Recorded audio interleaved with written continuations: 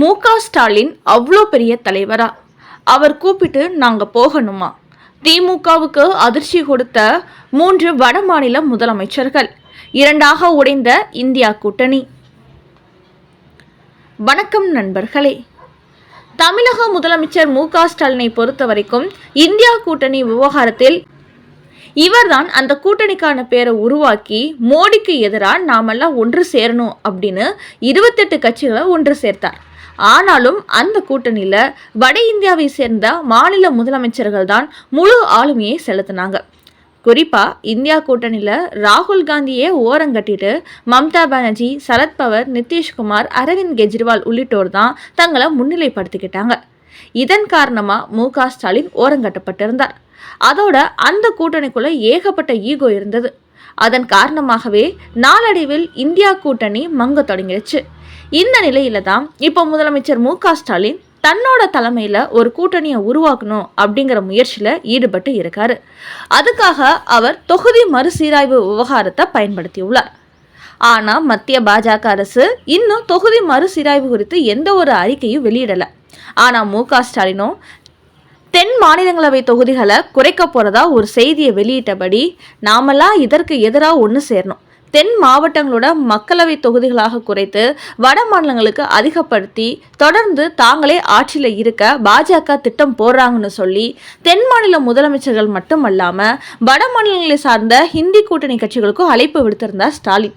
ஆனா இவரது அழைப்பை அதிகமாக எதிர்பார்க்கப்பட்ட 2-3 மாநில முதலமைச்சர்கள் ஓரங்கட்டிட்டாங்க. குறிப்பா கேரளா முதலமைச்சர் பினராயி விஜயன், தெலுங்கானா முதலமைச்சர் ரேவந்த் ரெட்டி, கர்நாடகா துணை முதலமைச்சர் சிவகுமார், பஞ்சாப் முதலமைச்சர் பகவந்த் மான் ஆகியோர் தான் இந்த கூட்டத்தில் கலந்துக்கிட்டாங்க.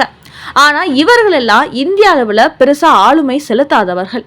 என்றாலும் பாஜகவுக்கு எதிராக அரசு செய்யக்கூடியவங்க. அதை தனக்கு சாதகமா வைத்துதான் இந்த தொகுதி மறுசீராய்வு ஆலோசனை கூட்டத்திற்கு அழைத்திருக்கிறார் மு.க. ஸ்டாலின். என்றாலும் பாஜக அரசுக்கு எதிராக செய்யக்கூடியவங்க, அதை தனக்கு சாதகமா வைத்துதான் இந்த தொகுதி மறுசீராய்வு ஆலோசனை கூட்டத்திற்கு அழைச்சிருக்கிறார் மு.க. ஸ்டாலின். ஆனாலும் இந்தியா கூட்டணியை சேர்ந்த சில முக்கிய மாநில முதலமைச்சர் இந்த ஆலோசனை கூட்டத்தில் கலந்து கொண்டாதான் மத்திய அரசுக்கு ஒரு அதிர்ச்சி கொடுக்கக்கூடிய விஷயமா இருக்கும் அப்படின்னு மேற்கு வங்காள முதலமைச்சர் மம்தா பானர்ஜி, ஜார்க்கண்ட் முதலமைச்சர் சிபு சோரன், ஆந்திரா முதலமைச்சர் சந்திரபாபு நாயுடு, ஆந்திரா முன்னாள் முதலமைச்சர் ஜெகன்மோகன் ரெட்டி மற்றும் அகிலேஷ் யாதவ் உள்ளிட்ட சிலருக்கும் மு.க. ஸ்டாலின் அழைப்பு விடுத்தார். இதுல மம்தா பானர்ஜி கலந்துகிட்டா பரபரப்பை ஏற்படுத்தும் அப்படின்னு எதிர்பார்த்தாங்க. ஆனா அவரோ ஆரம்பத்திலிருந்தே திமுக காரங்களுக்கு பிடி கொடுக்காமல் தான் இருந்திருக்கிறார். கடைசி நேரத்துல சொல்றேன் அப்படின்னு சொல்லிட்டு வந்தவர் தனக்கு வேற முக்கிய வேலை இருக்குதுன்னு சொல்லி தவிர்த்து விட்டார். இதுக்கு 2 முக்கியமான காரணம் சொல்லப்படுது. அவரை பொறுத்த வரைக்கும் ஒரு மீட்டிங் நடந்தா அதுல தான் முக்கிய தலைவராக இருக்கணும் அப்படின்னு எதிர்பார்க்கிறவர். ஆனா இப்போ மு.க. ஸ்டாலின் தலைமையில இந்த ஆலோசனை கூட்டம் நடைபெறதால அவர் தவிர்த்துட்டு தான் சொல்றாங்க.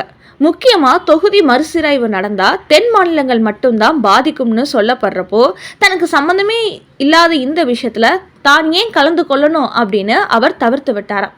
அதோட சமீப காலமா பாஜகவுடன் நெருக்கமாகிட்டு வரார் மம்தா பானர்ஜி. அதனால இந்த நேரத்துல மு.க. ஸ்டாலின் பாஜகவுக்கு எதிரான கட்சிகளை வைத்து நடத்துற இந்த ஆலோசனை கூட்டத்துல நாமளும் கலந்துகிட்டா தேவையில்லாம மீண்டும் பாஜகவை பகைச்சிட வேண்டிய சூழ்நிலை ஏற்படும் அப்படிங்கிற காரணத்தினாலையும் திமுகவோட அழைப்பை அவர் நிராகரிச்சிட்டாராம். அதோட ஆந்திரா முதலமைச்சர் சந்திரபாபு நாயுடு பாஜக கூட்டணியில் இருந்தாலும் கூட தென் மாநில முதலமைச்சர் என்ற அடிப்படையில் அவர் மட்டும் இதுல கலந்துகிட்டா இன்னும் பெரிய பரபரப்பை ஏற்படுத்தலாம்னு, பாஜகவுக்கு பெரிய பயத்தை கொடுத்துடலாம்னு மு.க. ஸ்டாலினோட திட்டமா போட்டுள்ளார். ஆனா திமுக காரங்க சந்திக்க வரதா சொன்னதுமே நோ சொல்லிட்டாராம்.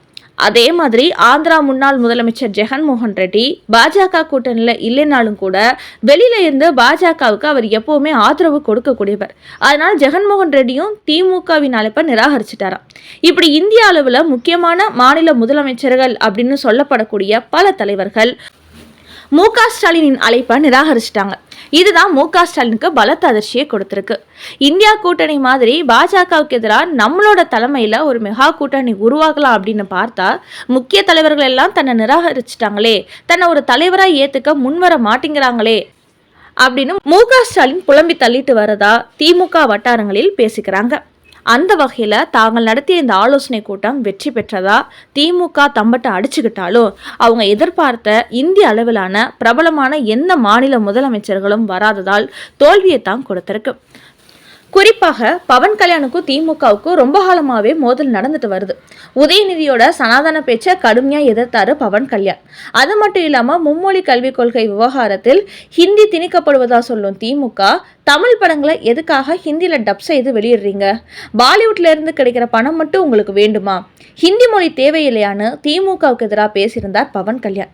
இப்படி திமுகவுக்கும் பவன் கல்யாணுக்கும் இடையே கடந்த வாரம் வரை மோதல் நடந்துட்டு வந்த நிலையில அவருடைய கட்சி சார்ந்த எம்பி மு.க. ஸ்டாலின் நடத்துற இந்த ஆலோசனை கூட்டத்துல கலந்து கொண்டதா செய்தி வெளியானது.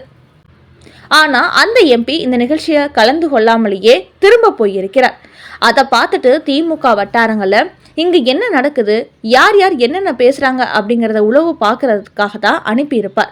ஆனா நமக்கெல்லாம் அவர் மேல சந்தேகம் இருக்கிறதால இந்த ஆலோசனை கூட்டத்தில் கலந்து கொள்ள வேண்டாம் அப்படின்னு அந்த எம்பி இதுல கலந்துக்காமலே போயிருக்கலாம் அப்படின்னு திமுக வட்டாரங்கள்ல இது குறித்து பேசிக்கிறாங்க. ஆனா மொத்தத்துல மு.க. ஸ்டாலின் நேற்று நடத்திய இந்த ஆலோசனை கூட்டத்துல இந்தியா கூட்டணி 2 துண்டா உடைஞ்சிருக்கு அப்படிங்கிறதும் உறுதியா இருக்கு. அதாவது வட மாநிலம் தென் மாநிலம் அப்படின்னு இந்தியா கூட்டணி இந்த விவகாரத்துல உடைஞ்சு நிற்குது.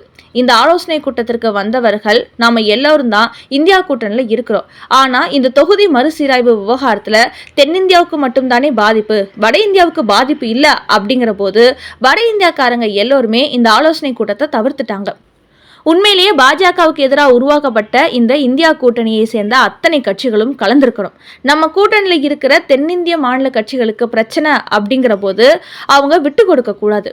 ஆனா நமக்கு பிரச்சனை இல்லைங்கிறப்போ எதுக்காக அவங்களுக்காக குரல் கொடுத்து மத்திய அரசை நம்ம பகைச்சிக்கிடணும்? அவங்க எல்லோருமே இதை புறக்கணிச்சிட்டாங்க. இந்த ஆலோசனை கூட்டத்தில் கலந்து கொண்ட 2 முதலமைச்சர்கள் அதிருப்தியை வெளிப்படுத்தி இருக்காங்க. அந்த வகையில தன்னை முதன்மைப்படுத்திக்கணும், தன்னோட தலைமையில அனைவரையும் ஒன்று சேர வைக்கணும் என்ற நோக்கத்துல மு.க. ஸ்டாலின் ஆரம்பிச்ச இந்த கூட்டணி இப்ப இந்தியா கூட்டணியிலிருந்து உடைந்து ஒரு புதிய கூட்டணியா உருவெடுத்திருக்கு. ஆனா வெறும் 4 முதலமைச்சர்கள் மட்டுமே இதுல இடம் பிடிச்சிருக்காங்க. அதனால இவங்க சொல்ற மாதிரி டெல்லி மேலிடத்துக்கு இந்த தென் மாநில கட்சிகளோட கூட்டணி எந்த அச்சத்தையும் ஏற்படுத்தல. இந்தியா கூட்டணியில 28 கட்சி ஒன்று சேர்ந்த போது பாஜகவுக்கு ஒரு பயம் ஏற்பட்டது. கடந்த மக்களவைத் தேர்தலில் அறுதி பெரும்பான்மை பிடிக்க முடியாமல் கூட்டணி ஆட்சி அமைக்க வேண்டிய சூழலுக்கு பாஜக தள்ளப்பட்டது. ஆனாலும் மக்களவைத் தேர்தலுக்கு அப்புறமா பல மாநிலங்களில் பாஜக அடுத்தடுத்து வெற்றி பெற்றுட்டு வராங்க. இந்த நேரத்தில் இந்தியா கூட்டணியில் உள்ள தென்னிந்திய கட்சிகள் எல்லாம் ஒன்று சேர்ந்து இன்னொரு கூட்டணியாக உருவெடுத்து இருப்பதோட இந்தியா கூட்டணியிலிருந்து பிரிந்து போய் ஒரு புதிய கூட்டணி உருவாகி இருப்பது பாஜகவுக்கு உற்சாகத்தை தான் கொடுத்திருக்கு அப்படின்னு தமிழக பாஜக வட்டாரங்களை சொல்றாங்க. உண்மையும் அதுதான். அந்த அளவுக்கு இப்போ மு.க. ஸ்டாலின் அழைப்பை ஏற்று வட மாநில இந்தி கூட்டணி முதலமைச்சர்கள் யாரும் கலந்துக்கல அப்படிங்கிறதால இந்தி கூட்டணியானது வட இந்திய கூட்டணி தென்னிந்திய கூட்டணி அப்படின்னு 2 துண்டா உடைஞ்சிருக்குது. இப்படி இந்தியா கூட்டணி 2 துண்டா உடையறதுக்கு மு.க. ஸ்டாலினே காரணம் ஆகிவிட்டார் அப்படிங்கிறதையும் மறுக்க முடியாது. இந்தியா கூட்டணியில் தான் முன்னிலை வைக்க வேண்டும் என்று திட்டமிட்ட நேரத்தில் வட இந்திய மாநில முதலமைச்சர்கள் மு.க. ஸ்டாலினை ஓரங்கட்டிவிட்டனர்.